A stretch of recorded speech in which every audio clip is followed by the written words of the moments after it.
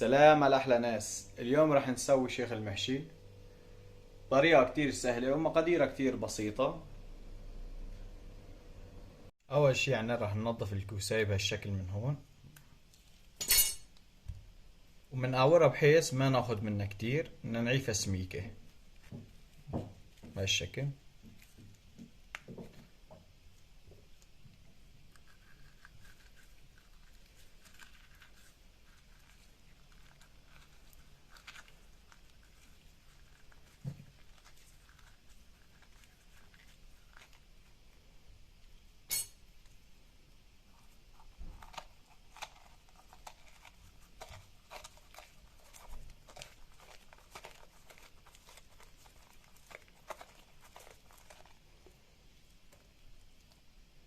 لازم تضل هيك سميكة شوي لأن الكوسة على القلي بيدبل.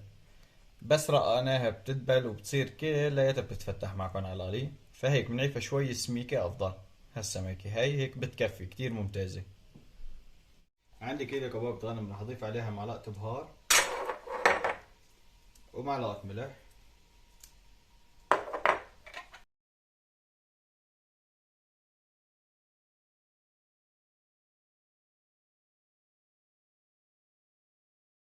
نشفت ميته وصارت جاهزة. شوفوا ضل بس الزيت الدهن، صارت هيك تمام. هلا بنعيفها لبين ما تبرد على جنب شوي مشان يبقى نحشي الكوسة. وهلا راح نحشي الكوسة. راح نحشيهم دكون كتير منيح، يعني دكون على السوا.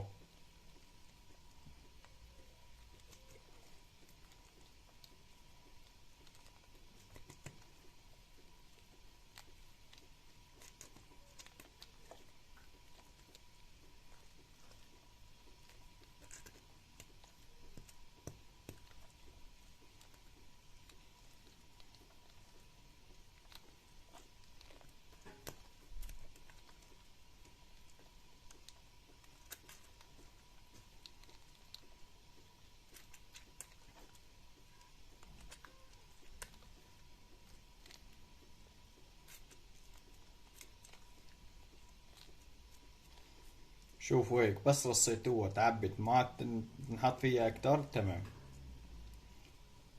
والله حطينا الزيت وخلينا يحمى منيح. بننزل الكوسة بالشكل.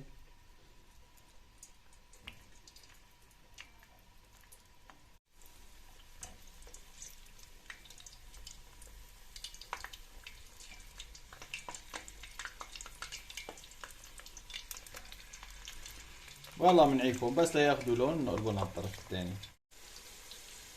شوفوا هيك نقلبهم على الطرف الثاني، اخذت لون بنقلبها.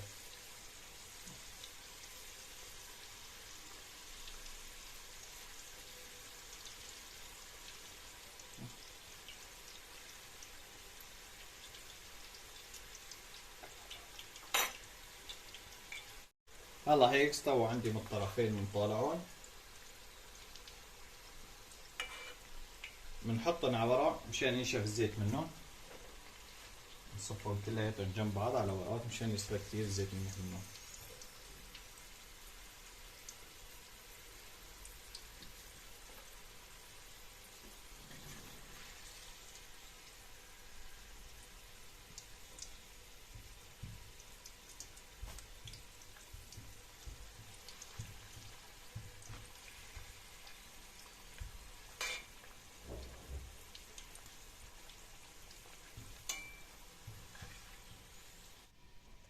وبننزل الوجبة الثانية.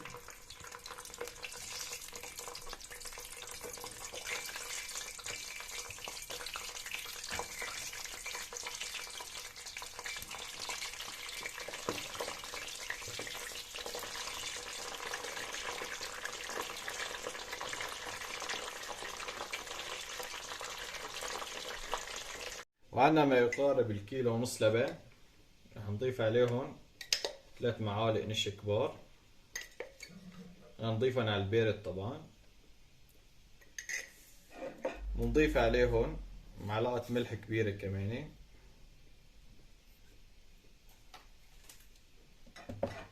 بنحركهم مع بعض كتير منيح على البارد.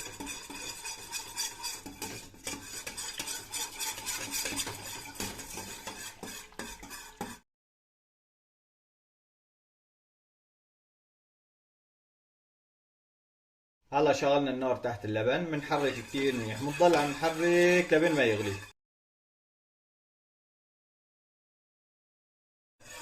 والله بعد ما غلى في عنا هون مي سخنة، بنضيف عليها تدريجيا وبنحرك بنفس الوقت.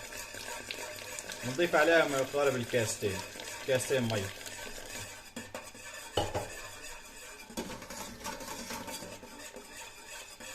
وبنكمل تحريك. شوفوا بعد ما بصير عندنا اللبن يغلي بهذا الشكل هاي بطلع فقاعات، بننزل الكوسيات اللي قليناهم. طبعا في عالم بحطوهم بالمي. الكوسيات بعد ما ينقلوا بعبوا طنجرة مي مشان يروح منهم السواد وبيغلوون. انا صراحة ما بتقبل هاي الفكرة انه احطهم بالمي، فبنشفهم كتير منيح بالورق وبنزلهم. ما بأثر ابدا على اللبن ولا بغير لونه.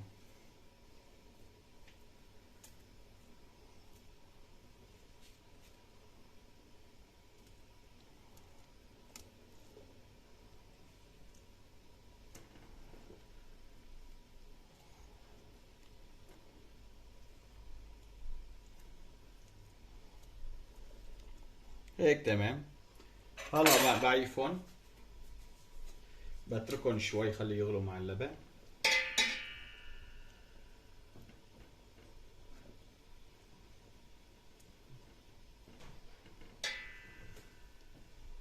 هلا بعد ما طبيت الكوسة عفتها 3 4 دقايق تغلي معه، هيك كافي حاجتها.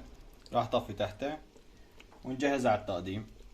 وطلعوا على اللبن لا اسود ولا صار لونه اي شي، يعني ما بدها تحطوها بطنجرة وتغلوها ولا بده كل هاد. فقط بس حطوها شوي هيك وراه، خلوها تسحب الزيت منها كتير منيح وطبوها. وشوفوا اللبن لا اسود ولا صار له اي شي، لونها حاله. هلا جينا لمرحلة السكب. حط طاسة الرز.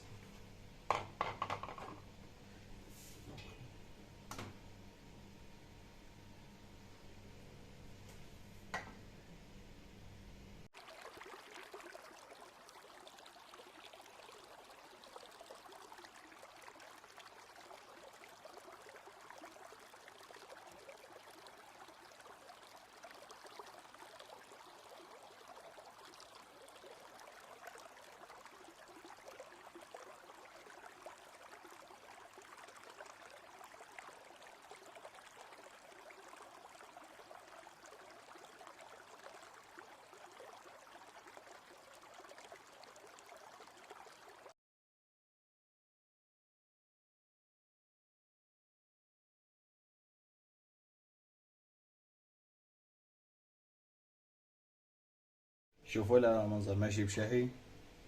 شوفوا هيك بنكون وصلنا لنهاية هاي الوصفة، وإن شاء الله بنلتقي بوصفة جديدة ومقطع جديد، والسلام عليكم.